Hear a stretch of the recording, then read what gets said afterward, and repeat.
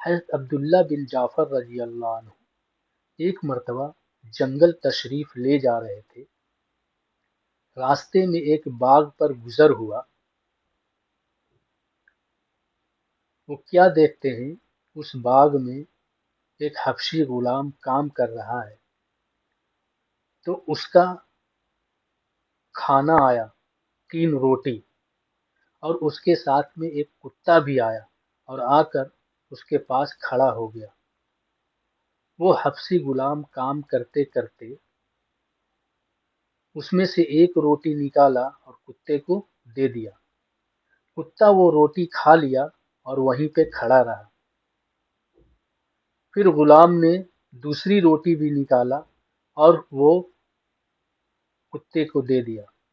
کتا وہ دوسری روٹی بھی کھا لیا اور وہیں پہ کھڑا رہا۔ تیسری روٹی بھی دے دیا۔ تیسری روٹی بھی کھا لیا اور وہیں پہ کھڑا رہا۔ تو حضرت عبداللہ بن جعفر رضی اللہ عنہ نے فرمایا کہ اے غلام، تمہاری کتنی روٹی آتی ہے؟ تو اس نے کہا کہ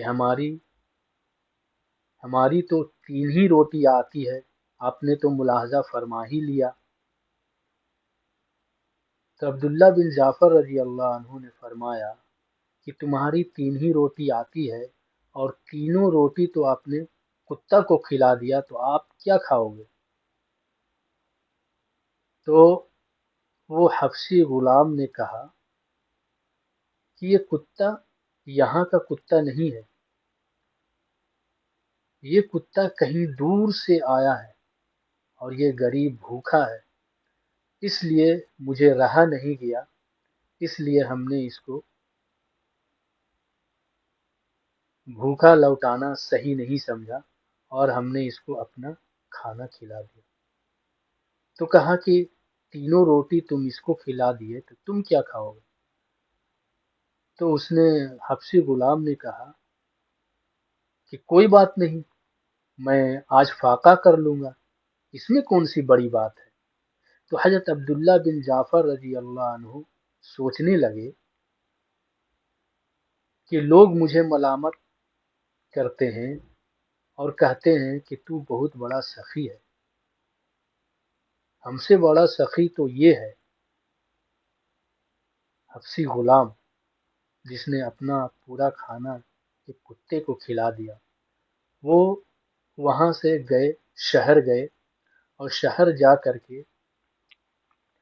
اور جو ہے اس باغ کے مالک سے ملے، اور باغ سے مالک سے ملنے کے بعد اس پورے باغ کو خرید لیا۔